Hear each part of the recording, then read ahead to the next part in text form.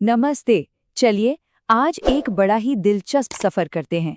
हम सीधे उतरने वाले हैं बिहार के दिल में और जानने वाले हैं उसकी वो रंग बिरंगी और कमाल की सांस्कृतिक विरासत जिसके बारे में शायद बहुत कुछ अनकहा है।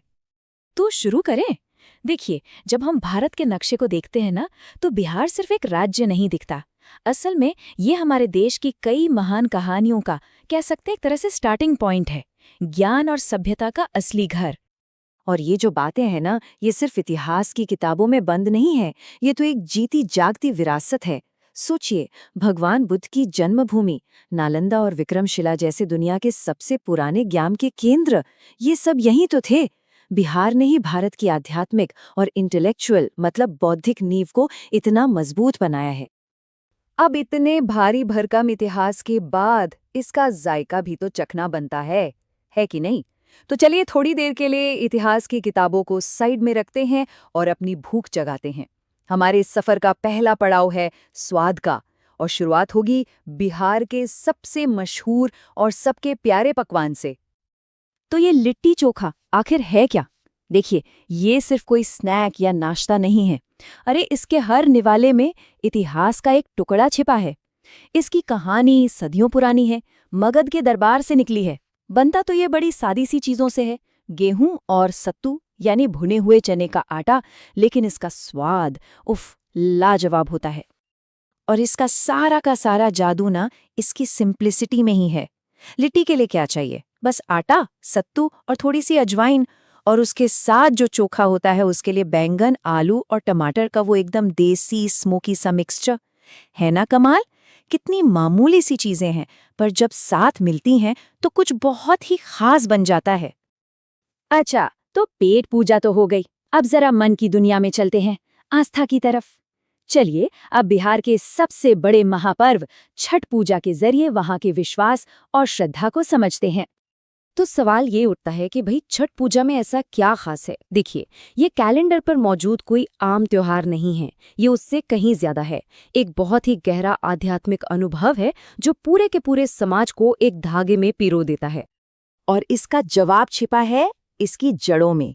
छठ पूजा कोई नया त्योहार नहीं है, ये एक बहुत ही प्राचीन वैदिक त्योहार है। और ये किसे समर्पित है? सूर्यदेव को, जो हम सबके जीवन और सस्टेनेंस का मतलब हमारी रोजी रोटी का स्रोत है। कह सकते हैं कि ये प्रकृति की पूजा का सबसे सीधा और सबसे शुद्ध रूप है।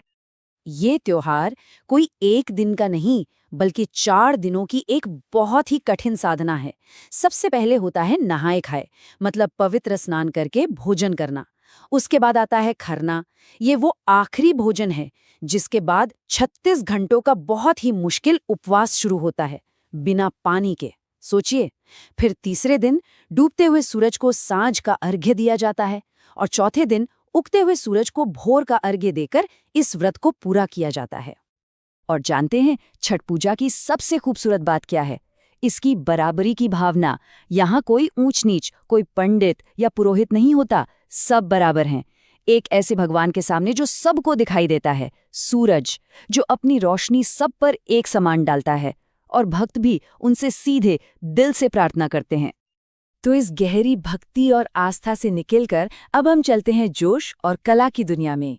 चलिए अब बिहार के लोक नृत्य और संगीत की जो धुनें हैं ना, जरा उनकी ताल को महसूस किया जाए। यहाँ बिहार के कुछ बहुत ही खास लोक नृत्य हैं, जैसे उत्तर बिहार का जटजटिन। इसमें पति पत्नी की नोकझोंक और कहानियों को दिखाया जाता है। फिर आता है विदेसिया। ये एक तरह का डांस ड्रामा है जिसे महान भिकारी ठाकुर ने बनाया था, और इसमें बिछड़ने का दर्द झलकता है। और फिर है पेंकी, एक मार्शल डांस जो सैनिकों की फुर्ती और हिम्मत को दिखाता है। और भाई, जहाँ नाच गाना हो वहाँ संगीत तो होगा ही। बिहार का लोक संगीत भी बड़ा रिच है। यहाँ सोहर जैसे गीत हैं जो घर में बच्चे के जन्म की खुशी में गाए जाते हैं, और इन धुनों को घर घर तक पहुँचाया है शारदा सिन्हा जैसी महान गायिका ने।